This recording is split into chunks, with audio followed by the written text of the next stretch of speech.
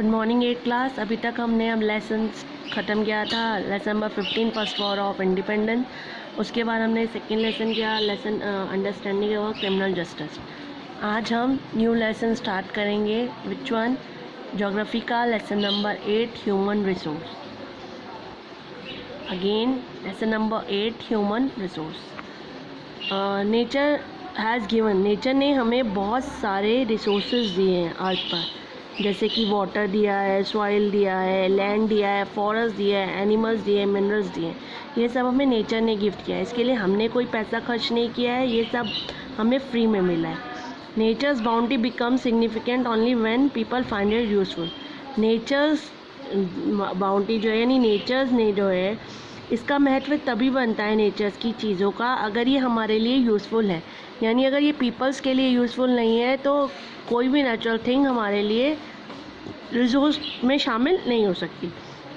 आप एक तरह से देखें तो ह्यूमन रिसोर्स जो है या पीपल जो है वो सबसे मोस्ट इम्पॉर्टेंट रिसोर्स है प्लेनेट पे। क्यों? क्योंकि उसी के पास वो ही discover, develop, enhance, utilise, convert and maximise resources, यानी कि उसके पास भगवान ने जो दिमाग दिया है वो अदर रिसोर्सेज को खोज करता है, डेवलप करता है, अपने लिए प्रोसेसिंग करके उसको कन्वर्ट करता है जिससे कि वो ज़्यादा से ज़्यादा उस रिसोर्स को यूज़ कर सके, यूटिलाइज़ कर सके।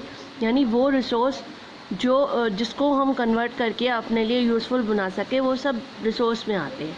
तो ह्यूमन अपने आप में एक बहुत बड़ा रिसोर्स है क्योंकि वो ही इन सब को यूज़ करके, इन सब चीज़ों का यूज़ करके अपने लिए उसको यूज़फुल बनाता है। जैसे अब पेड़ की लकड़ी है, वो किसी काम नहीं है, पेड़ के लिए क्या काम आएगी? हम उसको काटते हैं, जलाते हैं, इसके अलावा जलाने के अलावा उससे फर्नीचर बनाते हैं। तो काम कौन कर रहा है? ह्यूमन कर रहा है अपने लिए, और यूज़ कौन कर रहे हैं? ह्यूमन कर रहे हैं। तो ह्यूमन अपने आप में एक बहुत बड़ा रिसोर्स है। दैट इज़ वाई, यही वजह है कि ह्यूमन बींग्स को कंसिडर किया जाता है रिसोर्स में। It is the ability, human beings के अंदर वो योग्यता है जो वो अपनी transferring a physical material to valuable resource, यानी फिज़िकल मटेरियल को या अपनी फिज़िक्स उस अपनी शक्ति को यूज़ करके ट्रांसफ़र कर देता है थिंग्स को वैल्यूएबल रिसोर्स में। इन एंशिएंट टाइम में जो मोस्टली वर्क है वो डन बाय मैनुअल, यानी हाथ से होता था। पहले जितना भी वर्क है वो डन होता था हाथ से, काम हाथ से किया जाता था। जैसे the strength of country was dependent on it's total population, तो यानी किसी भी कंट्री की स्ट्रेंथ कितनी है डिपेंड होती थी उसकी पॉपुलेशन कितनी ज़्यादा है। टोटल पॉपुलेशन कितनी है, यानी इनमें काम करने वाले वर्कर बहुत ज़्यादा है। But people mean more progress, इसका मतलब होता था कि बहुत प्रोग्रेस हो रही है।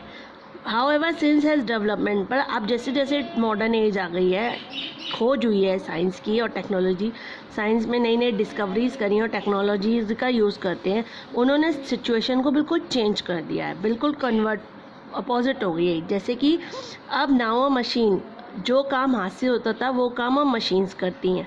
अपने आसपास देख लीजिए, घर में ही देख लीजिए, पहले सिलबट्टे पे पीसा जाता था, मिक्सी यूज़ की जाती है, हाथ से कपड़े धोए जाते थे, वॉशिंग मशीन यूज़ करती है, अब बटन दबाओ सारे काम हो जाते हैं, है ना। तो now a machine can do work of many people. अब जो है एक मशीन बहुत सारे लोगों को काम, जो काम सारे लोग मिलके 10 से 12 करते थे वो एक आदमी कर लेता है।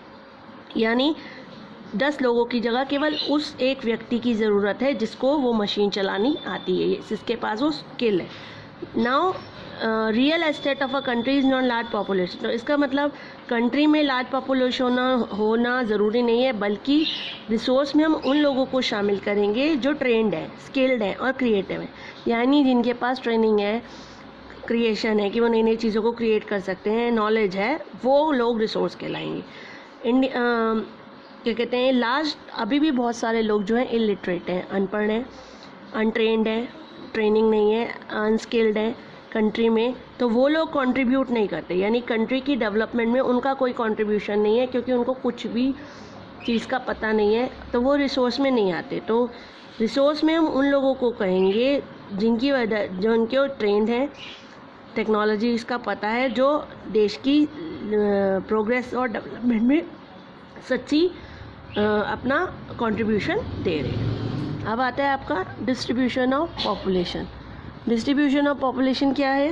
Human resource like other resource, human resources की other resources are not equally.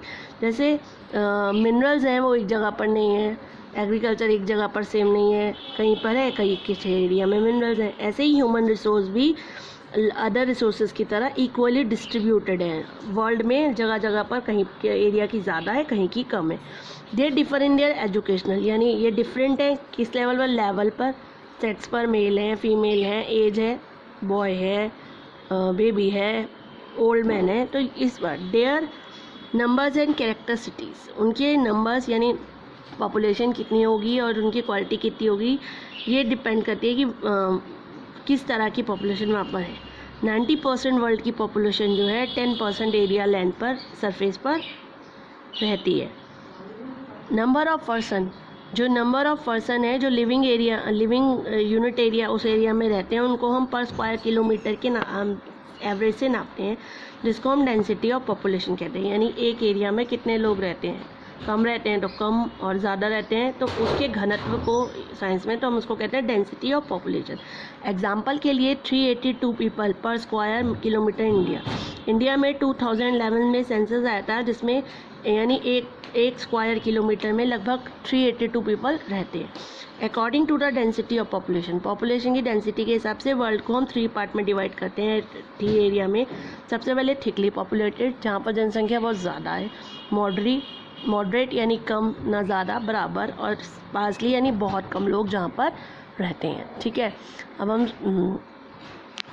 Start करते हैं। Thickly populated area, fertile river valley, यानी कि वो रिवर वैली जैसे जहाँ पर इंडस्ट्रीज़ हैं, वहाँ पर हाई डेंसिटी के लोग में रहते हैं, क्योंकि एरिया है वहाँ पर एग्रीकल्चर और सारी फैसिलिटीज़, रोड बनाना सब आसान हो जाता है, लोगों को काम आसानी से मिलता है, लोगों की फैसिलिटीज़ का ध्यान रखा जाता है, और क्लाइमेट जो होता है वो बहुत कूल होता है, तो इसीलिए वहाँ पर थिकली बहुत सारे लोग रहते हैं।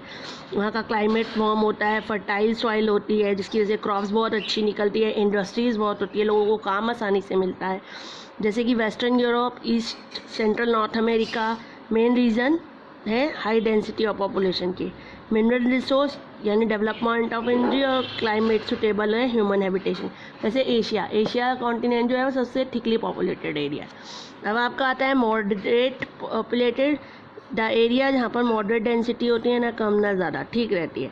Constant belt the country of the continent, these area यहाँ पर पॉपुलेशन हाई नहीं होती, ठीक होती है। Some development settle there for agriculture mining industries होती है, पर कम होती है, ना ज़्यादा ना कम, ठीक। Central USA, tropical west Africa, Deccan plateau of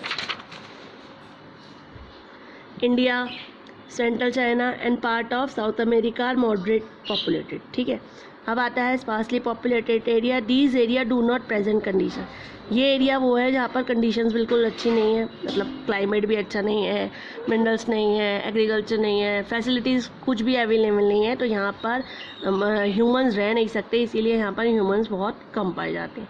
जैसे डेजर्ट्स हो गया, अंटार्कटिक रीजन ले लो आप अपने इंडिया में, वहाँ पर इतनी ज़्यादा बर्फ़ रहती है, तो वहाँ पर तो कोई भी एस्टेब्लिश नहीं हो सकता, इसीलिए उसको अनहैबिटेंट कॉन्टिनेंट कहते हैं।